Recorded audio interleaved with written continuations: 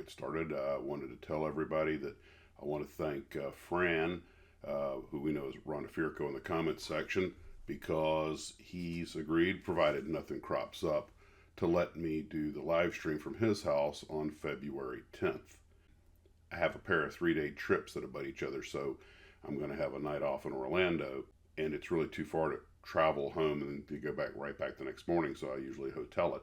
And he doesn't live that far from the airport, so he said, yeah, provided, nothing crops up. We all have lives and families. Sometimes things happen, but tentatively, the three amigos should be together for that live stream, and we'll just have a good time. So, well, that happened. Yeah, I was trying to adjust the floats on the fourth Douglas World Cruiser, and they snapped.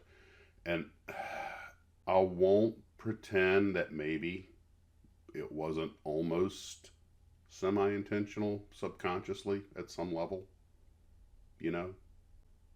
As you may recall, I tried to pre-build these. I outsmarted myself. I'm going to pre-build and pre-position everything so I can just drop the floats on. Well, of course, nothing lined up properly after the first two pins were in place, and as I would change this, that would break, and the parts are fragile. Yeah, we've all been there, done that, so there you go. So I'm going back to doing it old school like I did the other, starting from square one.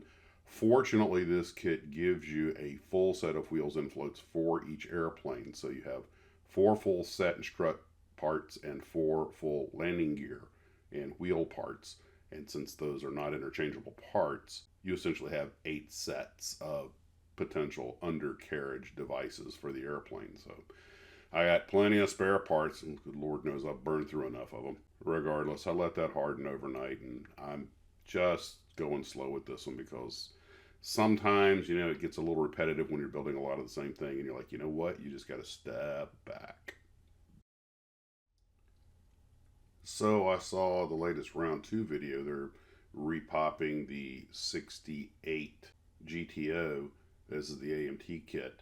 And I thought that was kind of funny because, and maybe it's just me feeling like the safety standards that changed car design in the late 60s had sort of a cultural vandalism aspect to it, but I know it was for safety. But the 67 GTO was like probably my favorite looking car ever.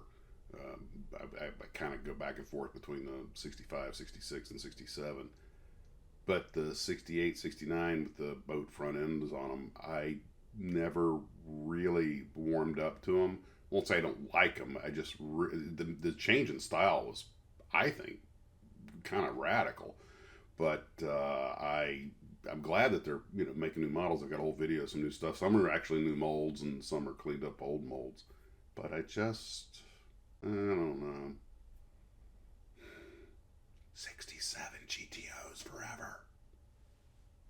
So have a little bit of a schedule itinerary here. Things are actually happening at Max's Models.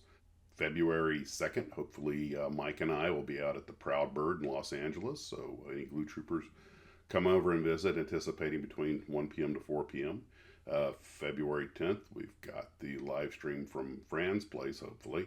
And February 16th and 17th is Jack's Con. I'm going to have a table there. I plan to be there both days. And hopefully the Daring Duo will be able to meet up with me at Hurricane Hobbies before we go over to Jack's Con. I also hope to have them come over and visit the TARDIS.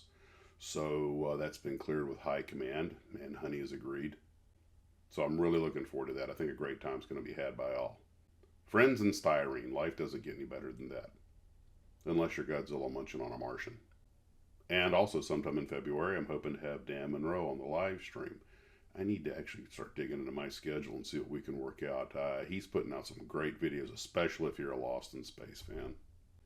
Which brings up one last little thing. I had to go looking for this the other day. I sent this to Matt Teven, the artist who did that magnificent artwork that I've been using at the beginning, and does the should have been model box art. And I have found that there's a lot of fan coverage of Godzilla versus the Martians. And I was just thinking that, I was even talking about this with my wife, I think I've talked about it with Steve, that the boys at Atlantis have a Godzilla mold and they have the UFO mold. And I was thinking of a way to package that together. Now I know they're off scale, but there's just got to be a way to put something like the Pegasus Martian ships with one of the Godzilla kits. I don't know. It. I'm surprised Toho isn't it. I know Godzilla's fought aliens in the past, but there's something about those Manta Ray, War of the Worlds, Martian war machines, and the original Godzilla that just seems like the perfect matchup. It's like if you could have, a conflict between the Star Wars and the Star Trek universes. It would just, I know it's just fan service, fanboy.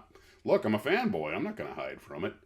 It would be like it's like when the B9 robot had to fight Robbie the robot. I mean, it was just too cool. Probably one of the most famous things that happened in Lost in Space. Anywho, okay, clearly I need more coffee. I have no idea what I'm going to do today. I've only had one coffee, so I haven't figured it out yet. Well, that's what I've got for right now. So, guys, take care of yourselves, and as always, model on.